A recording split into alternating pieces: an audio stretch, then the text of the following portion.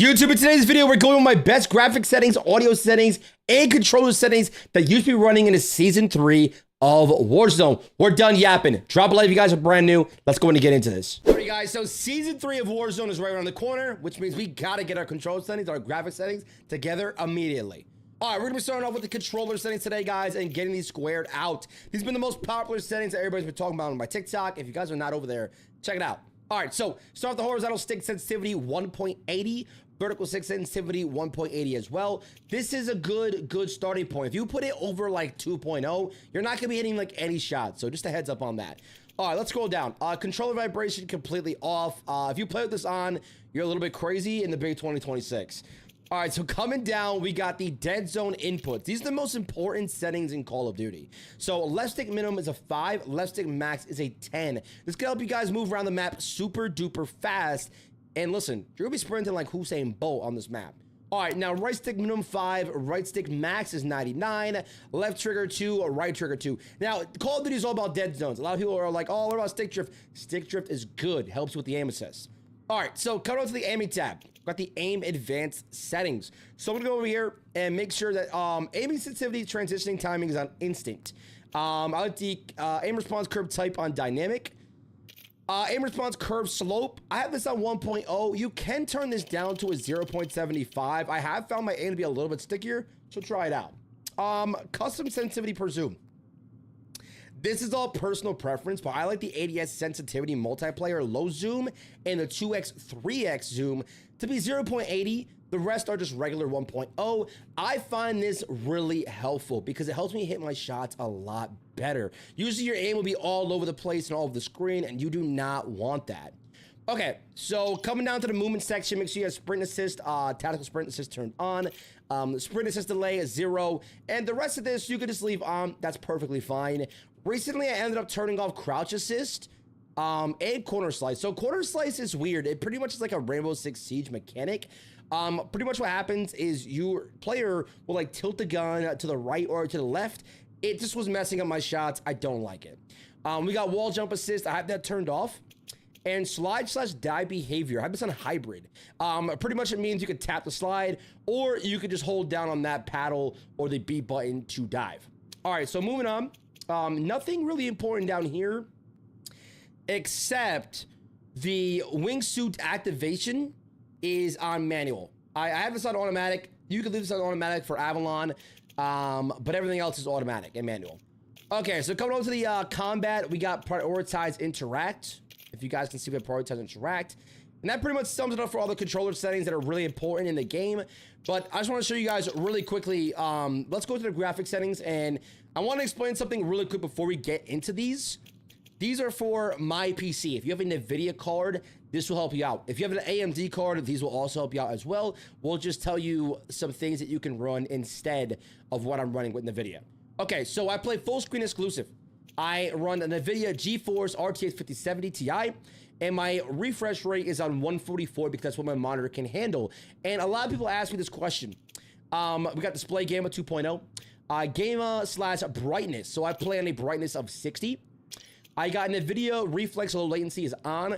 This is pretty much like a weird setting. I guess it like helps your FPS and make sure your game doesn't lag. So make sure you definitely have this setting turned on. Eco mode preset is custom. VSync gameplay off. VSync menus off. These are just, there's no point of having this turned on. It's a 0 point. I don't understand it. Now, a little bit of a tip for all my gamers out there. I know a lot of you guys on PC want to turn your custom frame rate and put it on unlimited. In reality, your game's gonna get very spiky. Your frames rate could jump up and then go back down. Leave it at a custom sensitivity, which means if your monitor can only handle a certain amount of FPS, clock it at that amount. You don't wanna be going over that. So I keep it at 150 because a little bit over 144. Menu custom frame rate limit. I have it on 100. You can put this at 80. You know, I like to leave that 80. Reduce menu render resolution native, and there's no point of doing this. All of this stuff should be turned off at the rest of it. Okay, so coming into the quality, we're gonna press apply. Coming into the quality section, we have NVIDIA DLSS. For anybody on AMD, very quickly, you're gonna be on the Fidelity Cast. Do not run AMD FSR 3 or whatever that is. It's so bad. Do not run it. All right, so NVIDIA DLSS, we have that on performance mode, and we have NVIDIA DLSS sharpness at 100. NVIDIA DLSS model transformer. Okay. I'm good. Don't run NVIDIA DLSS frame generation. Turn that off completely. It's going to give you so much frame rate losses and input delay. Screw that. All right, so no ray tracing, no FSR frame generation, none of that stuff. VRAM scale target, make sure that's on 70. It's just a good spot to have it on. Texture resolution is on high. Texture filter anisotropic is on low. Depth of field dissolve, detail quality is normal. Now, this is what's going to make your game look beautiful. And also, we're not using that much resource on your GPU. Particle resolution, very low. Bullet impacts off, persistent effects off, shader quality high. I've noticed that you put this on low, your colors are very low in the game and they don't match up. So make sure this is on high. On-demand texture streaming is on minimum. If you leave this on like the regular defaulted optimized, you don't really need this. It's like downloading textures. If you're on PC, so there's no point of having this.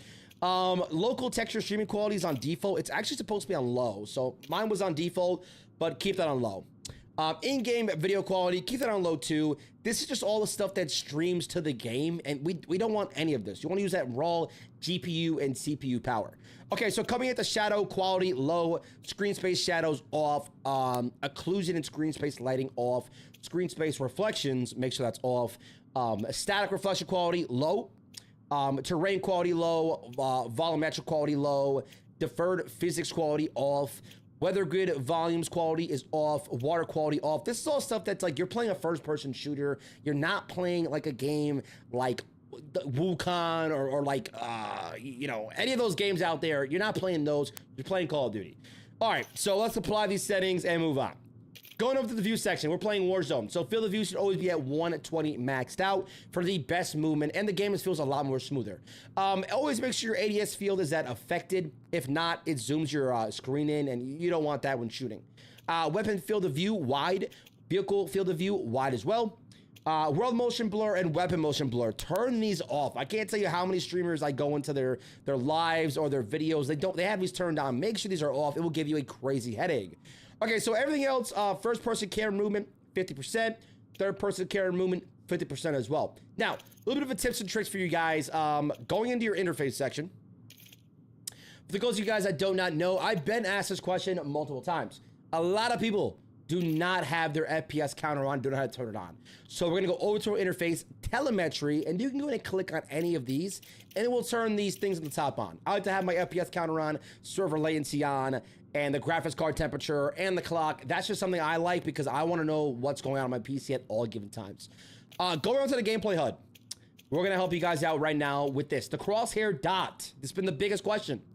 Make sure you put it on static, and make sure you put this on the largest crosshair dot scale possible. Now, you guys can change the color of your crosshair as well. I have mine on green, a very light green, because your eyes react to that super fast. I like this, and it works for me.